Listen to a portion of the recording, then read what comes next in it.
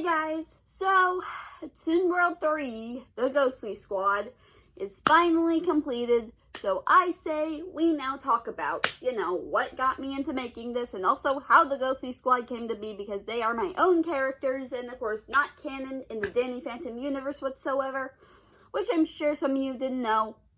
Although you probably wouldn't know if you didn't watch Danny Phantom. In fact, if you never watched Danny Phantom, what the heck is wrong with you? So, yeah. Okay, so I'm going to go into, a little detail about how the Ghostly Sqaud came to be. Now, a few years ago, I thought of this random idea. What if, if there were to be a Danny Phantom, series? Sure, we know we probably want that to happen. We want a revival, a reboot, anything, or a fourth season, etc. But yeah,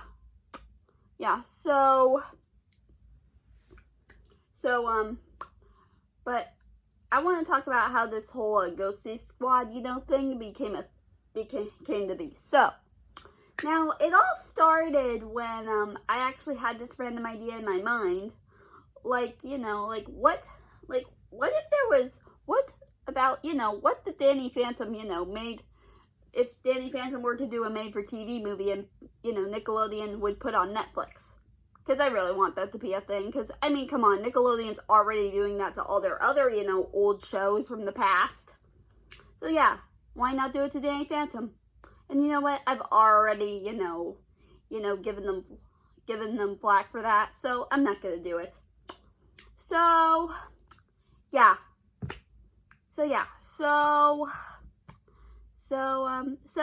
now this actually first started off with an idea inspired by my favorite Scooby-Doo movie, which I've talked about before, Scooby-Doo and the Ghoul School. And I thought, what if there was a bit of a similar premise, but with Danny Phantom, except with Danny Phantom, Danny and his friends, get hired as teachers. But instead of a finishing school like it is in the Scooby-Doo film, it's actually, a boarding school. And, it's for all and it's just both genders. Male or female. Because in the movie it was an all-girls finishing school from what I remember. So pretty much,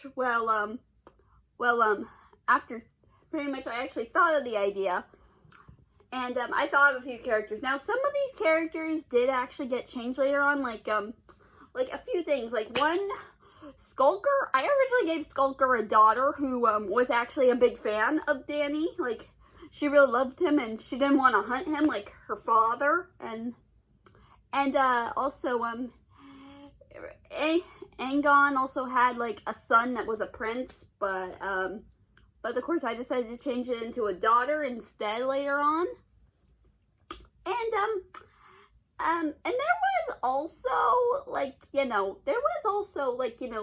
two other characters, there was the young son of Johnny 13 and Kitty, in there too. And probably the only canon character, well, probably not too canon, because she's originally just from an alternate universe, that only appeared one time on Danny Phantom. You remember Box Lunch, daughter of the Box Ghost and the Lunch Lady from Ultimate Enemy? Yeah, basically the only canon character I thought of. I thought, yeah, come on, we need two young characters. But yeah. But then soon the idea changed to something else, basically something the film Descendants. Which I'm sure you're aware of, the Disney Channel original movies, where all the villains have kids. Yeah. And I know that movie kind of has a bit of some mixed reception from some people. Well, me on the other hand, I thought it was good. I think the music's pretty good. Sure, I know some people have some different type of taste, but what the heck? But instead of a movie, this one will actually be a series. Danny decides, yeah, you know what? I'm gonna have the kid. I'm gonna take in some of the kids you know, of my enemies, and, you know, maybe teach them how to be heroes. And I also kind of thought of this as also like maybe, you know, as Suicide Squad, you know, the movie, which I had not seen, but I just thought of it. I'm like, you know what? They're super villains. Why wouldn't Danny just do the same? Except with the enemies of his children, with the children of their enemies, children of his enemies. Oh man, that was bad to say. That was really hard to say. So yeah, well, pretty much, yeah, there were pretty much a lot of changes and a lot of, like, different things. Like, I mean, there were more villains I was gonna include, like, you know, there was gonna be, there were, like, the character Walker, who would have, like, a daughter who was kind of similar to him, except she had long black hair. Although I originally imagined her as a blonde, but then I thought, you know what? I don't think really blonde really counts. Let's just, maybe giving her black hair is a good idea. Yeah, but then I decided, meh. Oh, and there was also another character, like, who's like this daughter of the villain who I know only appeared once, you know, named Nocturne. Who's like, I don't know, who kind of like you know, has like long purple hair, wears a purple dress and a cape, and she has like pale skin and red eyes. Yeah, and she kind of has the same powers as her father, and she kind of looks human. Yeah. And I also did think of, you know, 3 daughters for, like, you know, the character Desiree. Like, one of them is actually, like, this girl who's, like, always so happy and jolly, and she's really into humans, you know, kind of like Ariel from The Little Mermaid. And, of course, she doesn't want to, like, she wants to grant wishes for humans, you know, in a happy way, you know, in, like, a good way, but not in an evil way, like her mom. And I don't know about the other two. I just thought of one, but yeah, or 4, I think. I can't exactly remember. But yeah.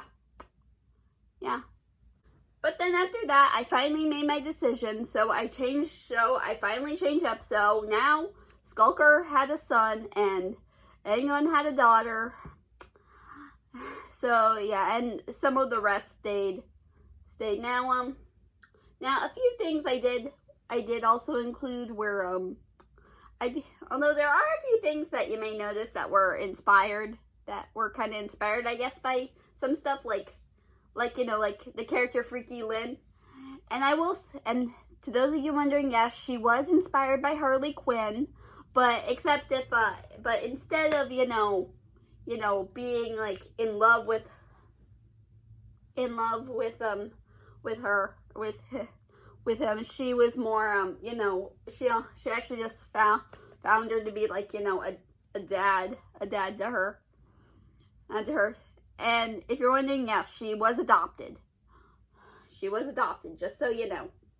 And there was also Snowy Angel, who I actually who's probably my most favorite I've ever created. I mean, she's the only one who's not evil. She, like, someone who wasn't raised by somebody evil. I mean, I just had to include her because, I mean, I loved working on her, and I mean, I also love doing her voice too. Oh, and also she cares about animals, which could explain why, you know, Woofy, who is the son of Wolf, who I just added in at last minute, you know, when creating the story.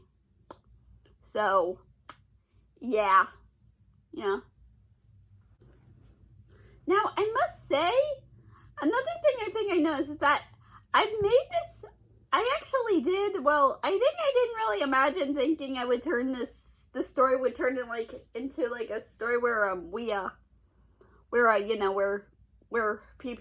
all have to deal with, like, racism, because, you know, throughout the whole story, you know, the guys might just want, you know, the ghost children to, like, go into, like, this asylum. So, but yeah. So, yes. Now, I think I want to get to the last part, the end, which is the ending. Now, what exactly, who were they talking about by the end, you know, that could help them become heroes? What, like, was it Danny they were talking about? Actually, no. It was actually someone else who you will see, you know, in the prequel.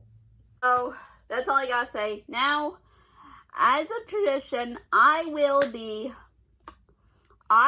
you know, taking a break. I will be taking a break, you know, for maybe like a month, and if I'm ready, I will get back into making stories. I'll get back into making stories, because next I have to do the prequel. And then I got another story that I'm pretty much excited to write. Like, literally, because it actually features an old OC that I haven't, you know, mentioned in a while. But yeah, so anyways, I'll see you guys next time. Take care.